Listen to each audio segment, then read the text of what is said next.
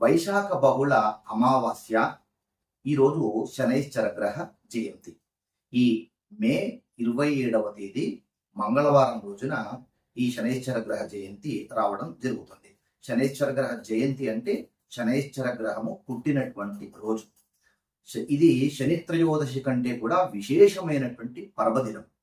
మామూలుగా శని త్రయోదశి అడపాదడపా వస్తూ ఉంటుంది, కానీ శనైశ్చర గ్రహ జయంతి మాత్రం ఏడాదికి ఒకసారి మాత్రమే వస్తుంది. కనుక ఇది చాలా విశేషమైన రోజు.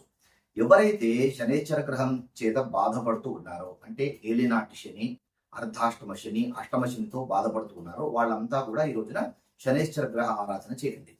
కుంభం, మీనం, మేషం ఈ 3 రాశుల వారికి ఏలినాటి శని జరుగుతూ ఉంది. తర్వాత సింహం, కన్యా, ధనుసు ఈ రాశుల వారికి కూడా శని అనుకూలంగా లేడు. వీళ్ళంతా కూడా మీకు ఎంత శక్తిలో కుదిరితే అంత శక్తిలో తైలాభిషేకం కానీ, హోమం లాంటివి కానీ ఆచరించుకోండి.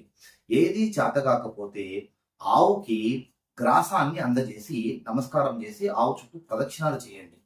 కుదిరినటువంటి వాళ్ళు ఈ రోజున శనిహోర జరిగేటువంటి సమయంలో కొద్దిగా నల్ల నువ్వులు ఒక ఆకు మీద వేసి, ఒక తమలపాకు కానీ, రావి ఆకు కానీ, దాని మీద కొన్ని నల్ల నువ్వులు పెట్టి, దాని మీద ఒక ప్రమిదను పెట్టి, ఆ ప్రమిదలో నువ్వుల నూనెను పూసి 3 వత్తులు ఒక చోటిగా వేసి దీపారాధన చేసి ఓం శనైశ్చర గ్రహాయ నమః అని 19 సార్లు జపించండి.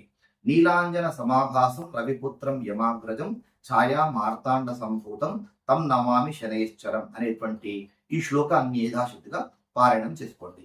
ఏది చాతగాకపోతే ఈ రోజున కనీసము ఈ నవగ్రహాల చుట్టూ 19 ప్రదక్షిణాలైనా చేయండి. ఇంకా విశేషంగా ఈ రోజున శనిగ్రహంతో బాధపడేటువంటి వాళ్ళు బ్రాహ్మణుడికి దక్షిణ పెట్టి, కాస్త మంచి దక్షిణను పెట్టి నల్ల నువ్వులను, 1 కిలోంబావు నల్ల నువ్వులను వారికి దానంగా ఇవ్వండి. దీని మీద దక్షిణ ఏదో 10 రూపాయలు, 11 రూపాయలు లాంటివి కాకుండా కాస్త ఎక్కువగా దక్షిణ పెట్టి ఇవ్వండి. ఇలా ఆచరించడం వలన శనైశ్చర గ్రహం యొక్క ఇబ్బందులు తప్పకుండా తొలగిపోతాయి.